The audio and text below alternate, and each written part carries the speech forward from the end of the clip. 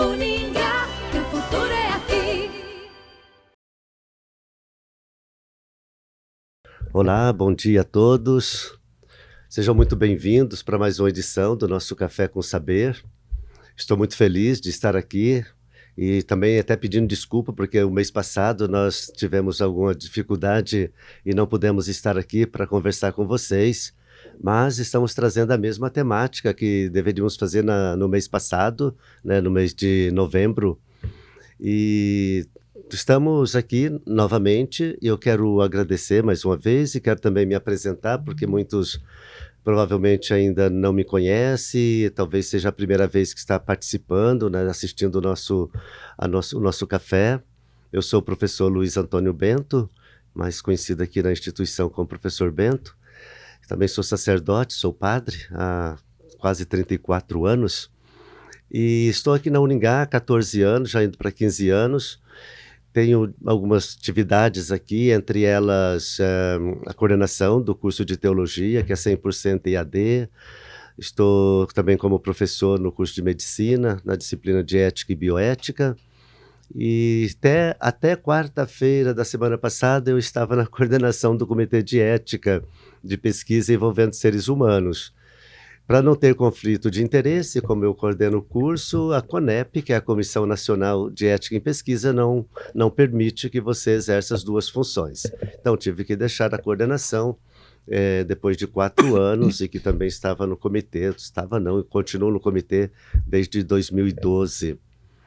E daí, pessoal, eu quero também lembrar vocês que a capelania universitária é responsável por essa atividade, o Café com Saber. É um projeto que existe desde 2021, nasceu bem dentro do período ali da pandemia, da Covid-19, como um espaço de apoio, né, aos universitários, às pessoas que desejam buscar uma orientação na capelania. Nós temos uma sala de atendimento que fica no bloco R, que é o bloco da psicologia, aqui na sede da Uningá. E também a capelania é um projeto que está ligado ou vinculado a um projeto maior chamado NAAC, que é o Núcleo de Apoio ao Acadêmico, como se fosse um grande guarda-chuva, e ali debaixo tem alguns projetos, entre eles esse, né, a capelania universitária, o NIA, que é o Núcleo de Inclusão e Acessibilidade. Temos outros espaços de apoio aos acadêmicos e à comunidade aqui do Centro Universitário da Uningá. Eu creio que é isso. Então, hoje nós temos aqui os nossos convidados, nossas convidadas, que são professores aqui da instituição. Eu vou pedir que eles mesmos se apresentem e desde já quero agradecer, né, pelo aceite dos professores que estão aqui conosco. Eu tenho certeza que nós vamos poder conversar e trazer algumas informações importantes, né, para aqueles que nos acompanham, seja do mundo agropecuário, seja da cidade, porque nós somos uma única sociedade e que nós somos interdependentes, né? Dependemos muito do homem do campo, né? Então, professores, sejam muito bem-vindos. Eu passo a palavra aqui para o professor Arnei para que se apresente, faça a sua consideração, professor. Bem-vindo. Olá, professor Bento, a gente agradece pelo convite, né? Todo o curso de agronomia aqui do Centro Universitário Uningá, por esse convite para estar participando da 43ª edição, né, do Café com Saber. E para nós é um momento assim de bastante alegria e devido à importância da temática que a gente vai tentar conversar um pouquinho. A gente sempre comenta que cada dia a gente vai aprendendo um pouquinho mais, especialmente relacionado com a natureza e essas mudanças climáticas que elas já vêm acontecendo já, na verdade, há décadas. Isso daí não é hoje, são décadas, né? Desde a época de quando eu já fazia agronomia. Vamos esquecer o tempo, né? Porque essa parte a gente pula, né? E aí, então, naquele momento já se falava nas possíveis situações que iriam acontecer com o nosso planeta. Então, a gente realmente agradece por estar aqui com o senhor, compartilhar um pouco. E eu sou o professor Arnei, nesse momento, no curso de agronomia. Certo. Professor, muito obrigado. Parece que faz muito tempo, mas não é tanto tempo assim, historicamente falando, né? Para tantas mudanças que aconteceram em poucas décadas, né? Exato. Então a gente vai conversar um pouquinho sobre essas coisas, né? Professora, Então, obrigada pelo convite, pela oportunidade de estar participando, né, do café. Eu sou a professora Adriele Lazarim, sou engenheira agrônoma, sou mestre na área de proteção de plantas e componho a equipe de professores do curso de agronomia também, onde trabalho principalmente na parte de doenças em plantas e da microbiologia também, com os micro-organismos. que bom, professora também, né, no curso de agronomia. Sim, uhum. E já faz 5 anos também na instituição, né? Vai fazer 5 anos. Obrigado, já professora. presente. Seja muito bem-vinda, tá bom? Obrigada. Ficamos felizes com o seu aceite. Prof. Olá, bom dia. Meu nome é professora Thaisa Mateira. Sou professora também, né, docente do curso de agronomia, faz 3 anos. Eu sou engenheira agrônoma, doutora pela Universidade Estadual de Maringá. Fiz o doutorado em agronomia e eu leciono mais na parte de tecnologia e produção de sementes, né? Que bacana. Eu acho importante a temática, né? Uhum. Mudanças climáticas, uma vez que a agricultura é um campo, né? A céu aberto, o investimento a céu aberto, então está totalmente relacionado, né? Verdade. E daí, muito obrigado, prof, Eu por que você ter agradeço aceitado pelo estar aqui convite. com a gente, né? E eu tenho certeza que junto nós vamos trazer aqui algumas informações e que são pertinentes. E é importante, né, que as pessoas que nos acompanham, que nos assistem, que elas também tenham essas informações. Nós estamos falar um pouco sobre a COP, né, a COP 30. Nós ouvimos falar bastante sobre isso nos últimos tempos, que aconteceu aqui bem, né, no nosso Brasil, bem no coração da Amazônia, né, em Belém, que dos dias 10 a 21 de novembro aconteceu a COP 30, e essa já é a 30ª COP também, né? Então já aconteceram muitas, e eu queria começar talvez exatamente por aqui, né? Qual é a importância da COP, né? Se vocês puderem trazer um pouquinho aí dessas informações, a importância dela e o impacto da COP acontecer no Brasil, por que, né, escolheram Belém, o coração da Amazônia, tem alguma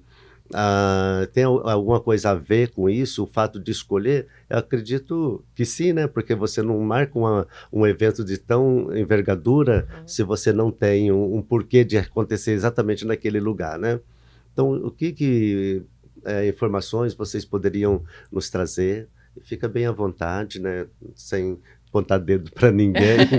Fique à vontade. Bom, vamos lá então. A COP, então, é um evento anual que vem acontecendo já há algum tempo. Eu acho que nessa última que aconteceu, mês passado, em novembro, em Belém, eu acho que um fato marcante, além de alguns protestos que a gente viu na televisão, mas o fato de talvez o principal país do planeta não ter participado da COP. A gente está falando aqui de um país que, independente do seu lado A ou B, político, social, econômico, independente disso daí, ele optou por não estar participando. E quando você tem uma ausência desse porte, a condução dos trabalhos ela acaba sendo um pouco aquém daquilo que você espera para poder chegar a todos os países num consenso de um trabalho que seja relacionado a todos. Sim. Então, a questão, o mapa do caminho que foi falado durante a COP, a questão, por exemplo, dos fósseis, a redução na utilização, até mesmo para a utilização por uso de produtos renováveis, fontes renováveis, sustentáveis. Então, eu acho que, quando a gente olha para a agricultura, 2025 vem sendo um ano marcado por justamente esse país ter aplicado tarifas enormes e países que contribuem de forma significativa na alimentação das pessoas. Então, o Brasil aí é um dos maiores exportadores aí de várias culturas. Então, eu acho que a COP ela ficou um pouco daquilo que se esperava. Poderia ser, né? Exato. E aí, quando você começa a observar que o país mais poderoso do planeta, ele se abstém, ele não participa, como que fica a questão dos países, entre aspas, menos poderosos, para não usar outra palavra, obviamente, a ter que fazer aquilo que é, vamos dizer assim, uma norma, o país vai reduzir o uso disso para tentar aumentar o uso de fonte renovável.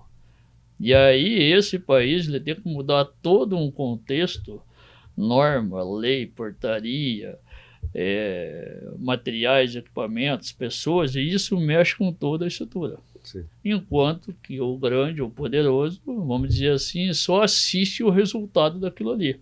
Então depois que estiver pronto, não, então agora eu vou pegar e vou lá e vou aplicar no meu. Então a COP, ela, ao nosso ver, assim, numa breve análise, ficou muito marcada pela ausência desse país, Estados Unidos, e a próxima, se não me falha a memória, vai ser na Austrália, se eu não esqueci, que já é no ano que vem já. A gente fica aguardando o que vai acontecer até chegar lá no ano que vem. E sem dizer que esse país é um dos mais produtores, né, de influência na mudança climática, né, e que tem o dever, como você fala, que é um dos países, é o mais poderoso, né, do mundo, e que poderia contribuir, né, significativamente com os países que têm menos recursos, né, para lidar com essas mudanças, né. Mas infelizmente eu acredito também que deve ser mais por questões políticas mesmo, né? Então fazendo a escolha de deixar a responsabilidade para os outros, né? Inclusive até tentando que assinaram certos tratados, acordo, como o Acordo de Paris, né? Foi 2021, e até inclusive deixando, né? Abandonando este acordo, né? Infelizmente a gente percebeu que foi assim bastante como que eu poderia dizer, deficiente, né? A Copa não foi aquilo que poderia ser sem a presença deles, né? Na verdade, poderia ter sido bem melhor, né? A ausência dele acaba impactando aí alguns pensamentos em relação que o senhor tinha comentado, o porquê, né? A escolha lá na Amazônia. Eu acredito muito em questão da representatividade de uma floresta tropical, né? Eles estão buscando bastante a preservação dessa floresta. Então, acho que esse foi um dos grandes motivos aí, e alguma grande pauta ali, e eu achei bem legal que esse ano eles trouxeram uma zona, né, uma agrozona que fala, mostrando a importância da agricultura, né, porque quando a gente fala em mudanças climáticas, a agricultura vem como um grande vilão, né, o agronegócio vem como um grande vilão. E as instituições ali que estavam participando quiseram expor que não é desse jeito, né? Nós estamos preocupados e nós queremos mudar essa visão, né? Então, eles trouxeram ali, por exemplo, a adoção da agricultura de baixo carbono, né? Uso do plantio direto, fixação biológica de nitrogênio. Eu acho que é bem importante, né? Mostrar para o mundo que a agricultura não é a grande vilã, né? Então, nós como engenheiros agrônomos estamos aqui dispostos a mudar e sempre pensando na preservação aí do meio ambiente.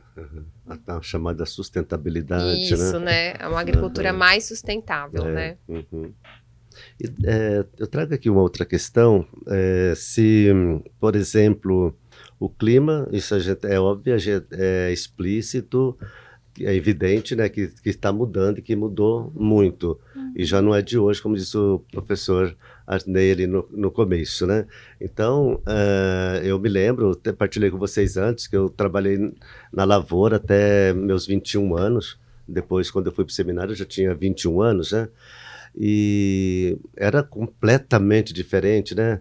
E eu acho que, sobretudo, após aquela geada de 75, mudou muito o campo, né? No sítio que nós morávamos, éramos 23 famílias. Hoje mora um casal. Então, toda a tecnologia que chegou também, né, no campo e mudou muito. Mas eu queria assim, que vocês falassem um pouquinho sobre o que significa na prática, por exemplo, para a comida do brasileiro, essa mudança climática, são chuvas, às vezes calor extremo. Isso pode, por exemplo, fazer com que os alimentos ficam mais caros daqui para frente. Isso tem algum impacto na vida, no cotidiano das pessoas, a comida que vai chegar até a nossa mesa? Então vamos lá. Com certeza tem sim, tá? Isso daí é uma coisa que, na verdade, a gente acaba observando praticamente todos os anos. Minimamente ou de forma bastante drástica, até uma perda total de uma lavoura. Então, quando a gente fala minimamente, é quando a gente está, por exemplo, numa época de, sei lá, outono e inverno, e de repente vem uma geada que a gente não está esperando. E para a nossa região aqui, em Maringá, ela normalmente acontece a cada 4, 6 anos aí, 5 anos, 7 anos aí. Isso pegando como base o núcleo de agronomia experimental aqui da Uningá. Então a gente tem uma condução de grandes culturas, soja, milho, trigo, e por aí vai, e tem as hortaliças. Então isso daí é muito visível nas hortaliças num primeiro momento, para ficar fácil de ver isso daí. A hortaliça é uma cultura de ciclo rápido, dependendo do material que eu vou escolher, ou algumas de ciclo um pouco mais longo. Então, eu sempre costumo falar o seguinte: fazer o plantio, a semeadura, conduzir ela, já é uma vitória. Mas é uma vitória que a gente só vai poder comemorar, entre aspas, quando a gente colher aquele alimento e chegar verdadeiramente na mesa do ser humano, tá? Da pessoa, das famílias, no caso. Então, chega um determinado momento, faltando, por exemplo, uma semana para colher, dá uma geada, perca 100%. Então, o mercado ele fica desabastecido e, naturalmente, a oferta e demanda, o produto baixa, o preço, em alguns determinados momentos, dobra ou triplica. Isso é uma coisa que acontece numa condição assim que a gente diria minimamente para drasticamente. A gente teve recentemente, o mês de novembro, que passou agora períodos fortes de chuvas, algumas regiões passando de 200 milímetros, aqui na escola aqui passou de 120 milímetros, né? E aí a gente observa também a questão das ventanias, chuva de pedra, o tornado que aconteceu lá na cidade. Então, isso daí é algo que certamente vai dar o maior valor no produto à pessoa que vai comprar. E aí a gente tem que imaginar assim, são regiões que são aí potenciais produtores de determinada cultura. Pega a batata, por exemplo, ali na região de Guarapuava ali, às vezes passa, né, pela estrada, e o preço, quantidade altíssima e o preço lá embaixo. Então é o inverso, na verdade, é uma superprodução com o preço lá embaixo. Então, a condição climática, a mudança climática, ela afeta diretamente isso, e a tendência não é só em alimentos. Quando a gente vê, por exemplo, grãos, né? Há uma necessidade do nosso produtor começar a pensar em fazer seguro agora da produção. Então, recentemente passou uma reportagem num canal de televisão do agro, extremamente importante aqui na nossa região, onde comentando que 54%, se não me falha a memória, não tinha seguro das suas produções. E nós tivemos no início de novembro, meio de novembro... acho que foi início, né? O granizo? Isso. Acho que foi em outubro, né? Outubro, final de outubro. Começo de novembro, não lembro. Onde nós tivemos perca diárias acima de 60%, 80% total, e 100%. Então, o nosso produtor ele já vende algumas safras aquém daquilo que espera, e aí você faz uma semeadura esperando, né, que vai dar tudo certo, e acontece isso daí. Então, a gente precisa muito pensar na questão aí do clima. E isso é um trabalho, professor Bento, ele não é um trabalho da agronomia, Aham. ele é um trabalho da sociedade Sim, toda. sim, sim. Todo mundo está envolvido, Exato. desde a educação ambiental, desde a biologia, todas as áreas envolvidas, o poder público, o poder privado, todo mundo precisa ter essa noção da importância que é isso daí. Até a professora Adriele tem um dado bastante importante com relação às matas, 60% e 30%. É que a Embrapa ela fez um levantamento, né, nesse AgriZone, que ela constatou, né, que os nossos produtores rurais, eles preservam praticamente 29% das nossas matas nativas, né? Então eles têm essa importância, o nosso produtor rural, eles têm esse cuidado, né, Sim. bem em relação à preservação. E realmente, em relação aos custos, tudo tem um prejuízo. Conforme o produtor ele lidar, né, com essas situações climáticas Aham. que desfavorecem a sua produtividade, ele tem um custo que vai aumentar em relação ao seguro, tecnologias que terão que ser implantadas. Nós temos, por exemplo, épocas de veranico, que está ali no estágio de floração dos grãos, onde vai começar enchimento de grãos. Se falta água, não tem produtividade, tem uma perda muito acentuada. Sim. E aí vai oscilar todos os valores do mercado. Se nós temos épocas com muita chuva, aumenta a incidência de pragas, doenças, plantas daninhas no campo. Então, o produtor ele acaba incrementando os seus custos.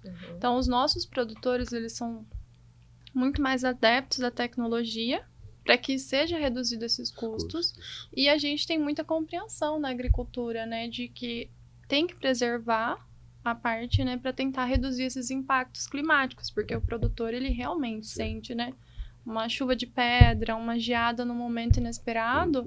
Se a gente pensar em hortaliças, a perda é muito grande. Recentemente, os grãos na lavoura, teve áreas que foram replantadas. Então, o produtor, ele cuida muito dessa parte, né? Eu acho interessante isso, porque às vezes o agricultor ele é acusado de ser responsável por um monte de problemas, assim, digamos assim, da sustentabilidade, né, da preservação. Eu tenho muitos amigos, né, que têm lavoura e a gente vê o quanto que eles cuidam, né, inclusive a preservação das margens, né, dos rios. A gente sente que eles perceberam que o clima realmente mudou, né?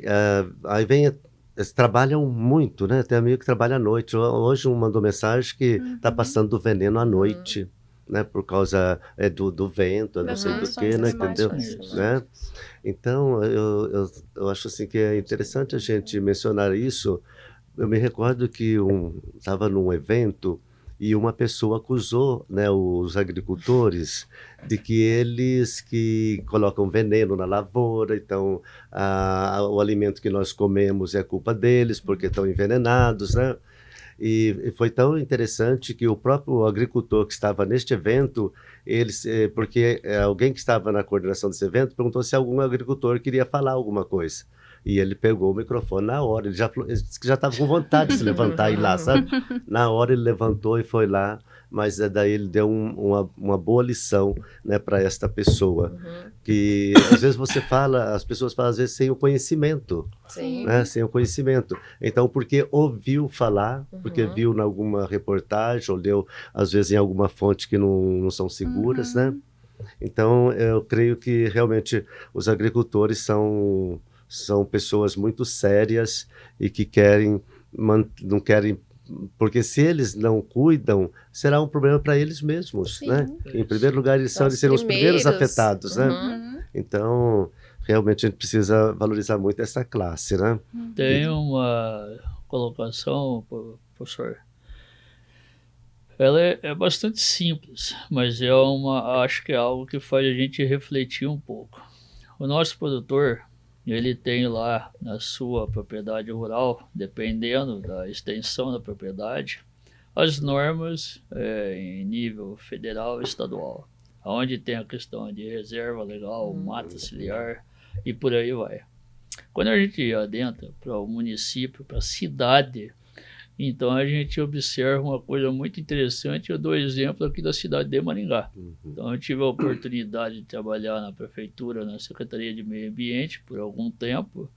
E uma coisa que sempre me chamou a atenção, essa semana eu estava conversando, acho que com a professora Adriele, alguém, e aí o número de pedidos de cortes de árvore na cidade de Maringá é 5.000, ou pelo menos a média estava isso daí até um tempo atrás. Que seja 4.000, que seja 3.000. Bastante. Mas o comparativo do número de solicitação de plantio de árvore não dá 100, 200, 300. Olha. Então, quando você pega e inverte e começa a olhar o lado cidade, será que a gente está contribuindo da mesma forma que o produtor está contribuindo com a parte dele, Verdade. com dados relativos embasados da Embrapa, que a professora Adriele acabou de falar para a gente?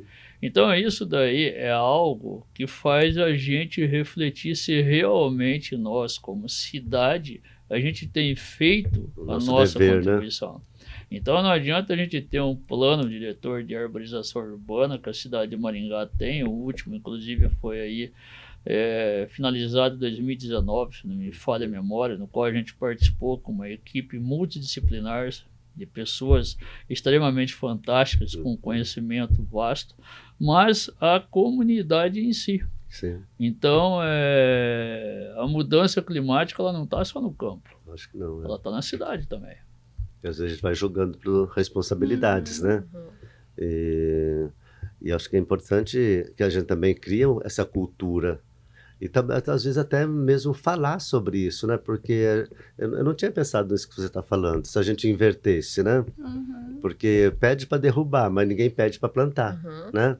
Então, a gente precisaria talvez ter espaço ou criar espaços para a gente levar essa educação, essa informação, né? Inclusive passar uma orientação para a população, porque às vezes tem algumas condições climáticas, derrubam árvores na frente das residências, aí o morador ele quer replantar e às vezes ele pega uma das arbóreas, né, que não condiz, né, com as condições para se desenvolver bem. Então isso também é uma situação, né, para ser pensado, porque nem todos replantam as árvores que realmente caem por condições climáticas ou outros fatores. Ou quando vai plantar, muitas vezes fica naquela incerteza, né? O que eu planto, o que é recomendado, o que eu devo realizar, né? Porque nem todos têm esse conhecimento, né? Sim. Tudo bem? Eu quero trazer, então, levantar outra questão aqui, que é em relação o que se deve mudar. Não, todos esses debates, né, esses tempos agora, esses últimos tempos, sobre a COP, né, 30, assim, no conhecimento de vocês, o que acha que agora deve mudar na agricultura depois da COP? Vai ter uma incidência, uma consequência de benefício para a agricultura, ou vai passar e a gente vai continuar aí com os nossos esforços apenas? Esse é um ponto bem interessante, né? Porque a COP ela trouxe várias temáticas em relação, né, a mostrar que os nossos produtores preservam, que temos agricultura de baixo carbono. O Brasil tem muita tecnologia, né, para essa parte, mas eu acredito que precisa de um pouquinho mais de recursos, né, e incentivos para os nossos produtores. Eu tenho que te fazer essa pergunta, se essa tecnologia faz a diferença? Os nossos produtores, por exemplo, eles já estão tendo que reavaliar alguns momentos de plantio. Muitas vezes nossa janela abre ali em setembro para o plantio de soja, por exemplo. E os engenheiros agrônomos têm que muitas vezes remanejar esse plantio, né? Ver quais são as melhores épocas, quais são as melhores sementes para esse tipo de solo, trabalhar na qualidade e melhoria desse solo. E tudo isso ajuda, sim, o produtor, né, para ter o desenvolvimento com essas tecnologias, mas ao mesmo tempo tem um investimento, né? O produtor ele precisa de um incentivo, de um auxílio, porque às vezes implementar essas tecnologias, ela precisa, né, de são caras, né? Porque nem investimento. Esses tempos nós estávamos conversando sobre a utilização da energia solar, né? O estado do Paraná ele deu um incentivo para os produtores, mas ainda, né, precisa de melhorar essas divulgações, né, essas questões de acesso a essas melhorias, né? Sim. Na verdade, eu acho que parte muito de política pública, né? De incentivo ali, de financiamento, juros mais baixos. Se eu não me engano, por exemplo, quem faz aí a soja baixo carbono tem a utilização de juros mais baixos, mas, poxa, para um produtor ali fazer uma agricultura de precisão, uso de sementes, por exemplo, de melhor tecnologia, né? Porque como nós estamos tendo mudanças climáticas, também nós vamos precisar de materiais mais resistentes, né? E quanto será que o governo, né, as políticas públicas ali estão voltadas para esse incentivo na pesquisa? Porque nós vamos precisar de pesquisa, né? Vamos puxar o gancho para pesquisa. Né? O quanto será que está sendo investido em pesquisa? A Embrapa, né, que é uma instituição assim fantástica quando a gente fala em agricultura tropical, né? Será que não falta um pouquinho mais de investimento para a gente tentar melhorar essas tecnologias, o produtor ter mais acessibilidade a isso? Então, eu acho que falta um pouquinho aí de incentivo. Tomara que depois dessa COP as coisas comecem a melhorar um pouco, né? Até porque essa COP ela trouxe muitos dados que expôs a agricultura do Brasil de uma forma mostrando que realmente a gente tem um cuidado. Outra base de dados assim muito importante que foi um reconhecimento fantástico recentemente, a doutora Mariângela Hungria da Embrapa, né, que ela trabalha com a fixação biológica de nitrogênio. Então são micro-organismos que fazem essa atividade reduzindo a utilização de fertilizantes. Então, isso já é um grande avanço na agricultura. Mas nós temos muita pesquisa. O Brasil, ele tem, mas ele precisa muito de incentivo, porque são pesquisas, né, para você realizar no meio acadêmico ou nas empresas, sejam elas privadas ou públicas, tem um custo. E aí também precisa da divulgação, do incentivo. E nós temos regiões que são muito adeptas às tecnologias. Região de Maringá mesmo, os nossos produtores são muito adeptos à disseminação do conhecimento. Mas nós temos regiões que já são um pouco mais complicadas. Então, tem todo esse trabalho para ser feito. Social, né, político, familiar, né? Agricultura familiar. Então, a gente tem bastante pontos que realmente precisam ser melhorados e que a gente acredita que depois dessa COP, né, tragam aí muita expansão em tecnologia, pesquisa, né, porque a tecnologia, acho que é importante pelo fato de, além de você aumentar a produtividade, você também reduz perdas, né? Sim. Falar em reduzir perdas, por exemplo, eu creio que no Brasil nós ainda temos assim, um desperdício bastante grande também, né? Quando você está viajando, você vê semente para todo lado, né? Sim. Então, até que sai ali da agricultura, chega até no porto, né? Nosso custo Brasil, né, que nós costumamos falar, realmente, né? As nossas estradas, elas não são, vamos dizer assim, as recomendadas para fazer todo esse transporte, né? Nossos produtores entregam seus grãos para os caminhões que percorrem aí Brasil afora. E as nossas estradas não têm todas as condições, fazem com que realmente se percam muitos grãos. Depois esses grãos perdidos também retornam como um problema para a agricultura, porque se eles germinam, eles já não são mais a cultivar, né? Eles acabam sendo plantas invasoras. E quando são plantas invasoras, eles podem ser hospedeiras de pragas, doenças, depois voltam para a lavoura. Então, a gente tem realmente muitas coisas para serem melhoradas. Sim. Não tinha pensado nisso. E o nosso custo do produtor vai aumentando. Né? Bacana. Bom, vocês já comentaram, já falaram de alguma forma sobre isso, o quanto que é importante que o consumidor também, né, o papel do consumidor em relação, né, a essas questões que a gente está conversando, da sustentabilidade, né, do cuidado, e né, o professor falou bem sobre isso, né? Não é um problema só do agricultor, não é um problema de uma instância, de uma instituição, é um problema de todos nós, né? Então, aquilo que a gente na biologia fala assim, que futuro nós queremos deixar para as novas gerações, né? E é aquele futuro que nós deixarmos, o que nós fizemos hoje é que vai ficar para eles, né? Na bioética, né, que é mais a minha área, a gente fala de uma sobrevivência do planeta, né? Então, se nós não cuidarmos, o planeta ele já está um tanto doente. Inclusive, quem cunhou o termo bioética é um bioquímico chamado Van Potter. Ele dizia a presença do homem no planeta é como um câncer. Se você não diagnosticar cedo, o câncer vai matando aquele organismo vivo. E se nós também não tivermos uma educação, ele chama de uma ciência, que faz a ponte com o futuro, também nós vamos matando o planeta aos poucos. Lembrando que esse pensamento dele, ou essa reflexão dele, ele era um pesquisador do câncer, né? Ele trabalhou mais de 50 anos em laboratórios, fazendo pesquisa para a cura do câncer, combate ao câncer. Então, se você não cuidar, a gente vai realmente destruindo, né, o planeta. Vamos pegando esse gancho. Realmente, se a gente não cuidar daquilo que é nosso, naturalmente, com o tempo, ele vai indo embora. Então a gente pode pegar, por exemplo, nos anos 70, 80, não vamos entrar na idade, vamos só lembrar do tempo, tá? A gente pegava, por exemplo, de Campo Mourão para Maringá, você via mata de lá até aqui. Hoje você não vê mata mais. Você passa ali um pouquinho para frente ali de Engenheiro Beltrão, tem uma área de eucalipto plantado, mas aquela mata nativa que existia, ela não está lá mais lá. Aonde que eu gostaria de chegar com isso daí? É que naquela época nós tínhamos estações definidas. Então, verão era verão, inverno era inverno, outono era outono, e assim a gente tinha mais ou menos definido, tal época vai esfriar. Começo de maio já dava a primeira geada, isso era normal.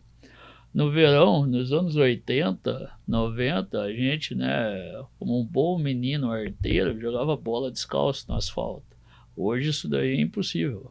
Hoje você não faz. Então, pegando essa colocação, professor, realmente o nosso planeta ele já está doente. Ele não está ficando, ele já está. E a tendência é só aumentar. Quem pode fazer isso daí retroceder? O ser humano. Sim. E aí entra, então, aí a questão dos posicionamentos. E aí é algo que é difícil de lidar. Sim. Não é tão simples assim. Vontade, alguns até têm, mas barra em alguns aspectos políticos, sociais, econômicos e por aí vai. A grande questão é quanto tempo ainda resta. Então eu costumo até conversar com os alunos de vez em quando. Se a gente tentar minimizar esse aumento que teve, se não me falha a memória, 1,5 graus que teve o planeta, levaria talvez 30 anos para a gente conseguir pensar em reverter ou iniciar essa mudança com a recomposição de áreas com matas e florestas. Então hoje eu estava vendo, ontem à noite, não me recordo, na rede social, um comparativo com o estado de Illinois e um comparativo com a Amazônia e uma parte do Mato Grosso. Onde no estado de Illinois, uma determinada região, 0 de árvore. E quando você pega aqui a nossa região, aí entra a figura do produtor, entra os dados que a professora Adriele falou, daquele cuidado com a reserva legal, daquele cuidado com a mata ciliar. Então, nós, Brasil, temos sim feito, ou tentado pelo menos, fazer a nossa parte no seguinte sentido de tentar frear esse aumento, ou essa doença, ou esse problema, aí tem várias formas da gente entrar nessa questão. Mas a verdade é que se a gente não fizer um trabalho com as nossas crianças, que é a próxima geração que está vindo, a gente, talvez, a conta vai chegar um pouco mais cedo. Exato. E não é isso que a gente quer. Sim. Então, aí entra a agronomia, aí entra todas as áreas, mas a agronomia eu sempre costumo falar que, como a professora Thaisa falou, entra a pesquisa, a ciência. E, naturalmente, eu falo que cada vez que vai aumentando esse processo, mais ciência vai precisar. Você vai precisar de plantas, né, materiais tolerantes a estresse hídrico, a estresse por temperatura, resistente a acamamento, resistente a tal doença ou ataque de praga. E isso daí caberá aos cientistas pesquisadores levar isso a campo, Verdade. ou seja, numa casa de vegetação, ou seja, no laboratório. E aí os testes demandam tempo. Então, para a gente lançar um material, as professoras podem me ajudar, vai aí alguns anos para isso chegar no produtor. E a gente tem esse tempo para poder chegar. Então, ano passado, nós tivemos problemas no Rio Grande do Sul com as enchentes que aconteceram. Algo assim, entre aspas, surreal, porque eu vou fazer aí, ó, já passei de meio século, né? Então, eu nunca tinha visto na minha vida. Sim. Também não Entendeu? tinha. Esse ano a gente teve tornado Também. aqui A do gente só lado. vê fora, né? Fora do Brasil isso, né? Quando a gente Exato, e traz chegou para nós. Quando Sim. chega para nós, a realidade. Nós observamos há poucas semanas atrás, Ponta Grossa, Guarapuava, com chuva de granizo lá, que Sim. é uma judiação. A gente fica triste pelos moradores, mas é uma realidade que chegou. Então, quanto tempo a gente tem para tentar retroceder Nós isso daí? somos culpados, né? Com certeza. Dessa mudança climática, né? E o que a gente poderia então trazer mais aqui, talvez assim, eu queria fazer essa pergunta, que tipo de educação e formação será necessária para os futuros profissionais do campo, engenheiros, veterinários, engenheiro agrícola, que mais, zootecnistas, né? Que tipo assim de que vocês acham que educação que vocês estão aí, né, no mundo da agronomia, da universidade, teria sim alguma coisa que poderia ser diferente para esses futuros profissionais? Porque estão chegando num momento bem diferente. Vocês são jovens, né? Mas, por exemplo, quando eu me formei, de quando eu morei na lavoura, né? Então, o que vai ser importantíssimo não deixar de transmitir na educação, na formação desses jovens futuros profissionais do agronegócio? Eu acredito muito na conscientização, né? Nós preparamos os alunos, né, os nossos acadêmicos para o futuro. Então, eles sabem da importância. Eu tenho, por exemplo, uma lavoura de soja. Então, eu tenho que saber exatamente o momento do plantio, qual momento que eu tenho que entrar com os produtos para o controle, a forma correta de conduzir como um todo, né? A produção sustentável, né? Isso. Então, eu acho que já está sendo pauta e futuramente é isso que vai prevalecer, a produção sustentável. Por Isso. exemplo, fazer uma integração lavoura, pecuária, floresta, que né, que está sendo aí muito falado. Até melhora a qualidade das carnes, né? Quando Isso. coloca a lavoura com a pecuária, né?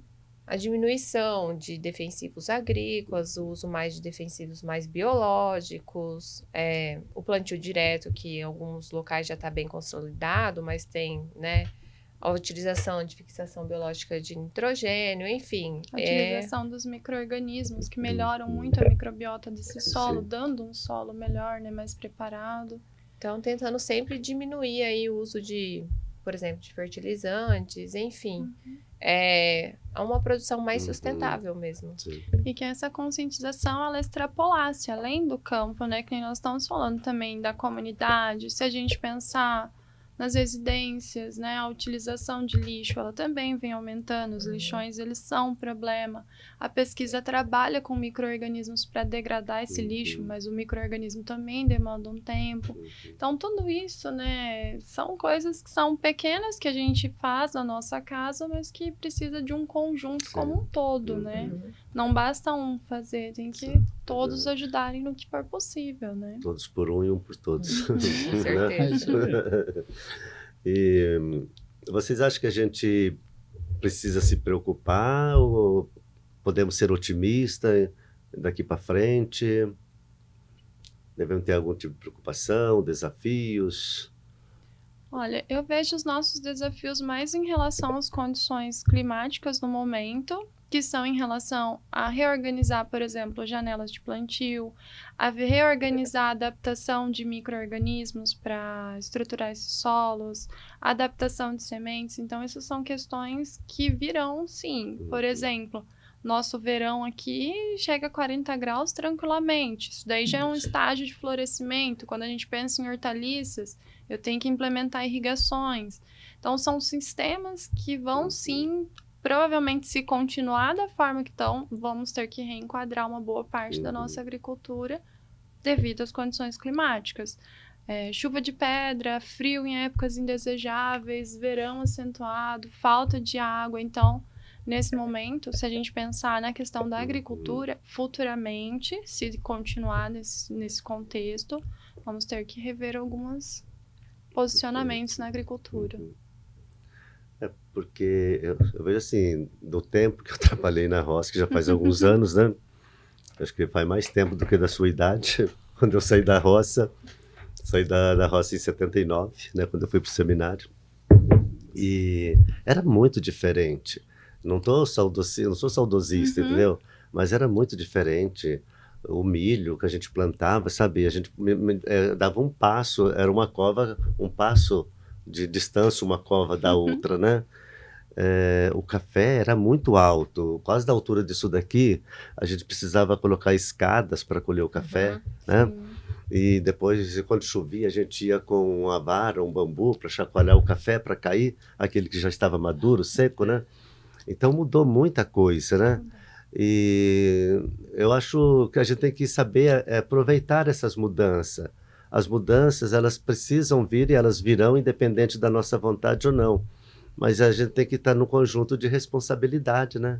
De responsabilidade social, tudo, né? Acho bem interessante isso que você fala, professor Bento, porque se a gente pensar no início da agricultura, quando ela iniciou, o produtor pegava um defensivo químico, ele mexia com a mão, né? Não Isso. tinha, porque não tinha o A conhecimento. gente tinha uma bombinha nas costas, sabe? Passando A gente- BHC, essas coisas. Nós não né? tínhamos o conhecimento. Então, assim, se a gente pensar no início de quando começou a famosa revolução na agricultura, não se tinha pesquisa, simplesmente lançou um produto, você ia lá, fazia do seu jeito.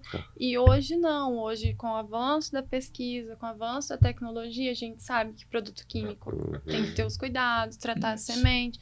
Então, eu já vejo assim que já teve uma grande mudança, Sim. né? Grande Se a gente evolução. pegar os tratores antigos, tinha muita emissão, né?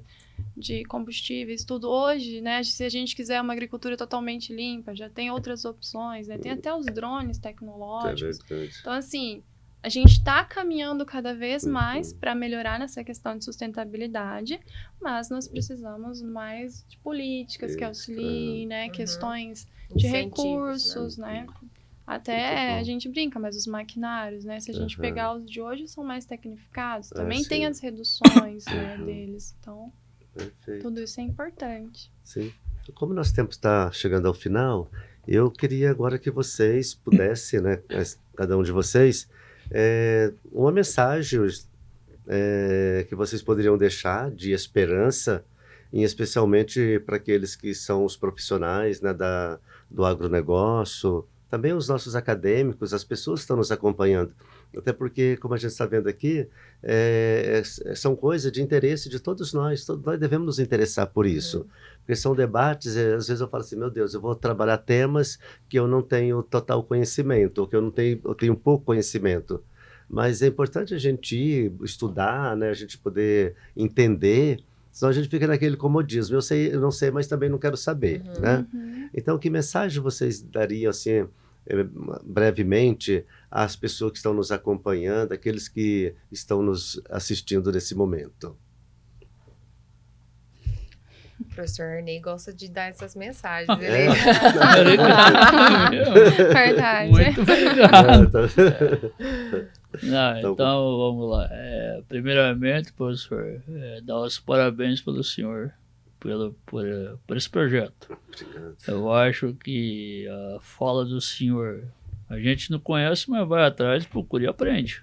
Então, isso daí mostra esse espírito de otimista que o senhor tem, né, de fazer isso daí acontecer. E 43 edições do Café do Saber não é uma nem duas, são 43 temas diferentes que fica aqui da parte da agronomia os parabéns para o senhor Obrigado.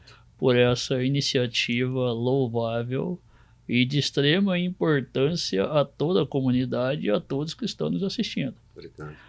Com relação a uma mensagem simples que eu costumo mandar diariamente, eu sempre fui muito otimista. Eu acho que as dificuldades, elas nos fazem crescer. Eu acho que a gente acaba sendo lapidado diariamente pela vida. E isso daí, pelo menos eu sempre procuro passar para os alunos, acreditar sempre e desistir é uma palavra, é uma opção que não existe. Exato. Então, tem aí a mudança climática. Se cada um colocar na cabeça, vamos fazer a nossa parte, a gente consegue. Sim. Então, a gente não está lá no Japão, não está na China, não está em algum outro país, mas está nós 4 aqui. Sim. A professora Thaís, a professora Adriana, o professor Bento, os meninos do estúdio ali que estão aí fazendo o trabalho deles aí de forma fantástica. Se cada um de nós começar a passar para alguém da nossa família com uma certa intensidade e de forma verdadeira, essa pessoa vai passando para o outro. E aí começa a dinâmica de levar para todo mundo a mensagem. Então a mensagem minha é: a gente precisa acreditar, a gente não tem a opção de desistir, a gente pode mudar e deve mudar, só que tem que ser feito gotinha por gotinha. Sim. E aí a gente vai chegar lá na Vai frente. transbordando, né? Exato. Professor, muito obrigado, viu? Pela sua participação, seu conhecimento, Isso. suas informações. E não falei lá no começo, mas eu tenho grande admiração pelo seu trabalho, né? Pela sua pessoa aqui na instituição. A gente sabe que você é muito querido, muito competente, né? E a gente acaba se espelhando também em você. A gente não consegue fazer, mas a gente tenta se aproximar um pouco, né? Então, parabéns a maneira como ele conduz o curso, como ele conduz os alunos, né? E está sempre aí presente. Quando eu chego, ele já está aí, né? Eu falo, nossa, o professor Jarney Eu demorei, gente, para se conviver, ter uma proximidade, mas antes disso eu já te admirava bastante, muito. Então, parabéns e muito obrigado por estar aqui conosco e por apreciar também esse projeto. A Obrigado, admiração é recíproca. prof. Obrigado, Tá, prof. professor? E o trabalho é da equipe, não é do professor Arnei. Se não tiver a equipe, não tem aqui a professora Adriana, a sim. professora Thaisa, todos os professores, Ninguém os faz nada alunos, sozinho, né? é a equipe, não é o professor Arnei. É a forma de dizer, né? Na sua coordenação, né? Mas a gente nunca faz sozinho mesmo, né? Então, quem somos nós sozinhos, né? Professoras, vocês? Adriele? Bom, a mensagem que eu gostaria de deixar para os estudantes da área da agronomia, vou puxar o ganchinho para os estudantes, né? Sim. O cenário é preocupante, mas acredito muito que a produção sustentável será o maior enfoque dos próximos anos, né, das próximas décadas. E que é preocupante, mas a pesquisa a nível nacional, a pesquisa brasileira, ela é muito boa, é muito desenvolvida. Então, eu puxo o gancho também para a pesquisa e a valorização, né, que deve ter aí, quando a gente viu a doutora Marisângela lá, ganhando um Nobel, né, da agricultura. Então, isso volta todo o olhar mundial para o Brasil e para a pesquisa brasileira, né? Então, assim, é preocupante, mas o Brasil tem capacidade aí de ter excelentes aí, resultados promissores, como já teve aí com a expansão da soja em todo o Brasil, né? A produção. Então, é difícil, mas não é impossível, né? Então, como o professor falou, se cada um fizer a sua parte ali, gotinha por gotinha, se cada profissional se conscientizar, então, se a gente conseguir passar um pouquinho ali de consciência para os nossos alunos, eu acho que isso é fundamental, tá bom? Eu gostaria de agradecer o convite, muito obrigada, parabéns pelo projeto. Obrigado. Tá bom? Obrigado, prof. Eu que agradeço, e é isso mesmo, acho que a gente tem que fazer esse trabalho de formiguinha, né? Isso. Então, um passando para o outro é uma herança, né, que a gente tem que ir sendo comunicada, né? E nós temos, eu penso assim, nós como professores dentro do mundo acadêmico, nós temos uma força muito grande, nós temos uma capacidade muito grande de formar consciência, né? Isso é muito importante, porque os nossos alunos, as pessoas com as quais nós falamos, elas vão assimilar aquilo que nós testemunhamos. Talvez não só pelo aquilo que nós falamos, mas pela maneira também como nós agimos, né? Sim. Então, eu quero agradecer, viu, prof, pela sua participação. Fiquei muito feliz. Eu não conheci, eu já tinha visto vocês por ali, né? Mas não, acho que a gente nunca se parou para conversar, né? Então, hoje conversamos bastante, né? Eu que Bom. agradeço, professor. Tá, prof. Bom, eu vi um vídeo essa semana e eu achei muito importante que fique como uma mensagem, que foi de uma das enchentes do Rio Grande do Sul. O produtor, na hora, ele não pensou em salvar, nem sequer pegar os documentos, mas eles reuniram todas as vacas deles e subiram para uma parte mais alta que tinha. Ficaram ilhados a família e as vacas. E aí todo mundo perguntava para ele, né, mas por que você não tentou, né, socorrer? Ele falou assim, meu único bem que eu tinha eram as minhas vacas, porque eu precisava de mostrar para meus filhos que desistir não é o caminho. E que ali as vacas iriam reconstruir tudo o que as condições climáticas levaram, né? No caso, a Que enchente. bonito. Então, ele deixou muito bem claro que desistir não era uma opção. E que ele precisava se fazer forte naquele momento, que era algo catastrófico, para ele passar para os filhos dele, né? E eu achei isso, assim, uma mensagem muito forte, que no momento ele não pensou, só pensou em salvar a família e os animais, porque ele sabia que com os animais ele reconstituiria tudo, né? Então, eu acho que essa é uma das mensagens mais Muito. importantes, né? Que as adversidades Mensagem estão forte, né? aí Muito forte. e nós estamos cada vez mais preparados. Nossos produtores, a gente sabe que são com fé, porque quem que acorda entrega a sua lavoura, né? Sim. A Deus, como diz, né? Então, os nossos produtores, eles têm muita fé, realmente. sim. É uma coisa muito importante. Então, seria essa mensagem. Obrigado, prof. Agradeço também, né, pelo convite, por estar participando desse momento, né? Realmente, a COP trouxe vários assuntos importantes, né? E passar essa tarde aqui foi muito especial. Eu Muito fico obrigada, feliz, professor. eu que agradeço. Eu agradeço imensamente, né, sua participação, sua contribuição na reflexão, nas informações, né? E na formação também, né? Que a gente informa e forma, né? Então, muito obrigado de verdade a todos vocês, tá bom? Nós que agradecemos. E nós estamos, então, indo para o final. Eu quero também aqui fazer um agradecimento a vocês que estão nos acompanhando, pedindo que vocês compartilhem o link que vocês têm à disposição nos seus grupos da universidade, da escola, dos agricultores, né? Nos grupos de família, nos grupos de igreja, onde vocês tiverem um grupo que vocês compartilhassem. A gente às vezes compartilha tanta coisa, né? Que não acrescenta em nada na nossa vida, né? Isso. Então nós poderíamos também compartilhar as coisas boas que são feitas com muito carinho, né? Esse momento não é porque a gente não tinha nada que fazer, é o momento que a gente reserva para a gente poder estar junto, conversar, trazer um pouco daquilo que nós também recebemos, né? Deus nos deu uma inteligência, nos deu a capacidade, a coragem de estudar, e a gente também quer compartilhar o nosso conhecimento, né? Então quero agradecer a vocês que estão aí do outro lado, que se não tomaram o seu cafezinho, tomem agora. Nós chegamos com a caneca, mas o café não chegou a tempo, mas nós vamos tomar uma água, né? Tá bom? Muito obrigado. E também quero agradecer aqui a instituição, que valoriza muito esse café, é a instituição que nos oferece a caneca, né? Então, quero agradecer ao Dr. Ricardo, que é o presidente da mantenedora, Dr. Roberto, o reitor. E eu queria deixar um agradecimento aqui da doutora Gisele, que não está mais conosco, né, aqui na instituição, mas ela foi sempre uma grande motivadora desse projeto. Sempre, ela esteve algumas vezes aqui também com a gente, me ajudava a definir temas, sabe, a encontrar pessoas, profissionais para estarem aqui com a gente. Então eu quero registrar aqui nesse café, porque ela nos deixou recentemente, e estamos todos rezando e torcendo para que ela possa estar bem nessa nova etapa da vida dela, né? E nosso agradecimento que o professor Arnei já citou, né, os nossos técnicos ali, né, do estúdio, o Osmar, o Márcio, o Adriano, o João, muito obrigado, porque eles fazem com tanto carinho.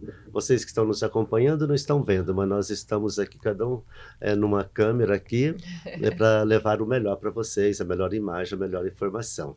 Então é isso, muito obrigado. Eu lembro que no mês de janeiro e fevereiro nós não teremos a edição do café e nós voltaremos no mês de março, se Deus quiser, com novos temas. Então, muito obrigado, fiquem com Deus e aproveitamos aqui também para desejar um Feliz Natal, né? Feliz Ano Novo, boas festas para vocês e aproveite bastante, quem vai ter férias, curte bastante sua família, curte bastante seus amigos. Mais uma vez, eu agradeço. E trouxe aqui uma frase para concluir tudo, lembrando que falar de mudanças climáticas é falar sobre o futuro de todos nós. A agricultura está no centro desse desafio e também das soluções. Que a COP30 seja um marco de compromisso e de esperança. Muito obrigado e até qualquer outro momento. Tchau.